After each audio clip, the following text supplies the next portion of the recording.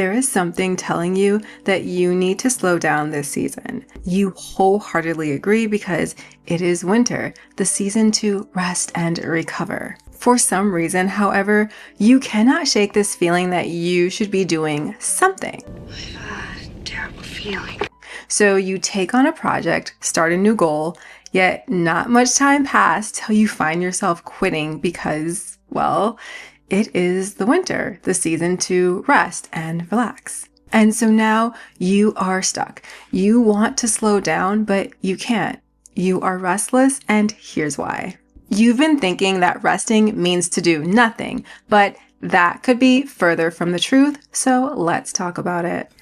But first, hi, I am Levant, and welcome back to the channel where I share biblical insights to help you get from where you are to where you're called to be.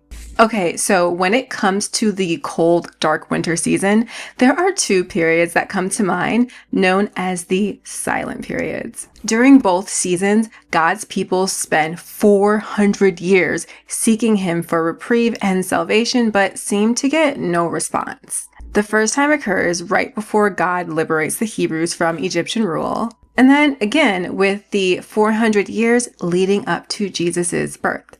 While both periods were seen as seasons of great distress, they were followed with moments of amazing peace and joy. And through these dark, silent seasons, we can learn periods of silence do not equate to periods of nothingness, and the winter season is no different. Winter is not a time for nothingness. Rather, it marks a time when inward healing takes place.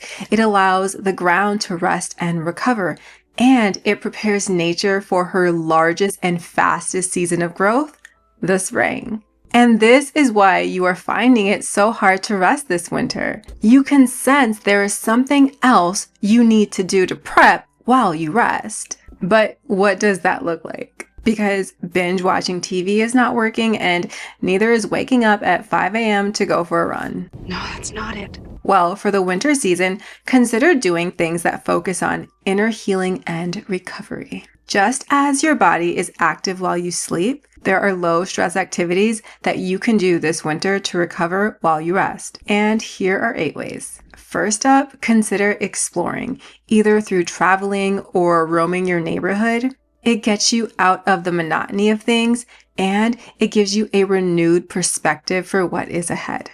Now, if you are more of a homebody, you can explore at home. You can read books, learn a new language, try a new recipe, or start a new hobby.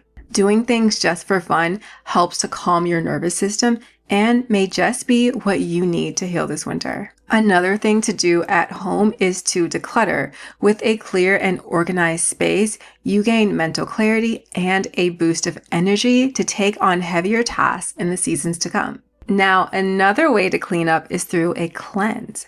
A few years ago, I did a full body detox by Dr. Bobby Price, and y'all, I did not get sick for 2 years. And still, I barely get sick, barely. On the same topic about our health, ladies, we have to stop ignoring our check engine lights. And this quiet season is a great time to seek medical advice about why have you been getting migraines since you were a kid?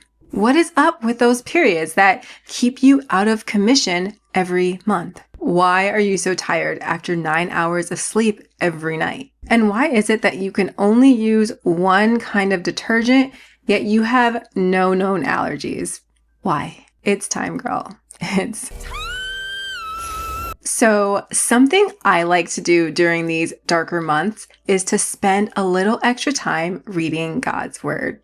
I just finished reading the book of Jeremiah, and while it is a very intense book because anyone can get it, it has helped me out a lot with this never-ending season of unprecedented moments we've been living through.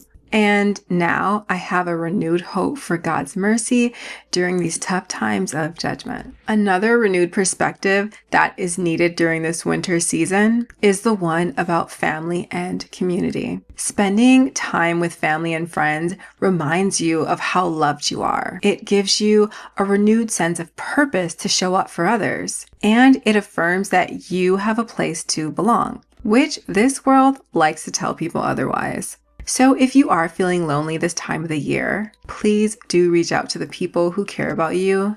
You matter. Last but not least is to map your yearly goals. While I don't act on my goals in the winter, I do take the time to map them out and reflect on where I see the Lord taking me. So my process of goal mapping is where I consider three main points. I assess where I am headed, and I connect the dots to see how I can get from where I am to where I want to be. I love it because it is next level goal setting. This process will help you to actually stick with and reach your goals. And throughout the year, I will be sharing more about my goal mapping process because that is what we are all about on this channel, getting from where you are to where you're called to be. Also, soon I'll have tools that can help you start your own goal mapping journey. But in the meantime, to learn more, check out my website, which has a brief overview of the process on frombelavon.com. All right, so those were 8 low stress but high impact activities that can help you to recover while you rest this winter. Be sure to keep it low stress by only choosing 1 or 2 items at a time. And if you're still not sure what to do for a winter reset, but you feel like you should be doing something, think about what God is saying to you right now, or listen to what your body is telling you to address.